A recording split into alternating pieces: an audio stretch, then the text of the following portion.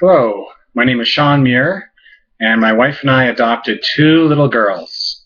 And our story is a little bit different than most people in that my wife knew the family first, and and she told me one day, "Do you want to? I've been suppressing this feeling for a long time. I'd like you to meet these two little girls." And we tried to have children before, but not really hard. No no, I'm ovulating. No, it's this time of the minute. You have 20 minutes. Nothing, no syringes. Just, we weren't going to any big deal. So, anyways, we weren't able we didn't have our own children, and but we were open to adoption, open to anything. Anyway, so she says, Sean, I've been suppressing this feeling for a long time. Can you come meet these girls? And so I said, yeah, sure. And so we did. And I was an only child. I'd never grown up around children before. So I was scared. And the first thing we did was our oldest girl, she was 3 at the time. She came over and she sat on my lap.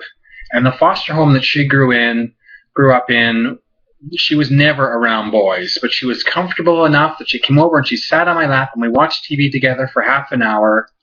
And I was just, I don't know, I was just blown away by that. It just, I could feel it in my heart.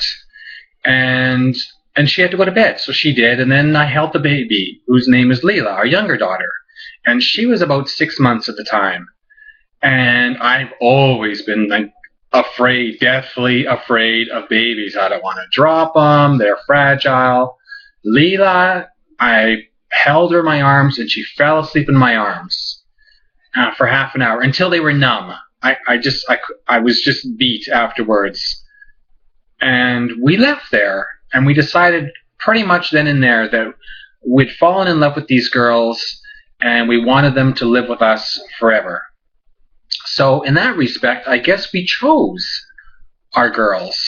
They weren't presented to us. We didn't have, it wasn't MCFD or Ministry of Child and Family. It wasn't another authority that said, here are the girls that we are picking for you based on our match.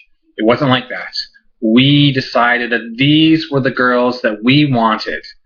And so then we went through the whole process of the interviews and with a psychiatrist or psychologist, whatever they are, and you go to the classes. And it was tough, for sure. I mean, they warned you that this is what it's going to be like. Your kid might take a crap on your floor, and they might say, you know what, I hate you. You suck every day for years. And we just kind of always said, well, we'll get over that. That'll be fine. We'll love them so much. And it's true. That did happen. We did get a lot of fingers, and we did take some abuse, but they're the best thing that ever happened to us. So I have to say that it's tough, but it's worth it. What else? The girls? Anything you want to tell Dad? Anything do you want Dad to say? Maybe what's the moment. Well, and we thought that it would, I guess we had talked about whether the girls were going to break us. What happens if my wife and we talked, what happens if we don't agree on how to raise these girls? What happens if it breaks us, if our marriage doesn't survive? And I got to tell you, there were times when, I can't say it was close, but it is a stress on your relationship, for sure. But enough bad things. It's fantastic, and I would love for one of them to come over, or both of them to come over and say hi, but they're shy sometimes. Anyway, I highly recommend taking the plunge. I can't say you're not going to regret it, but you can say that of any child, birth child. Girls, you got 10 seconds to come over.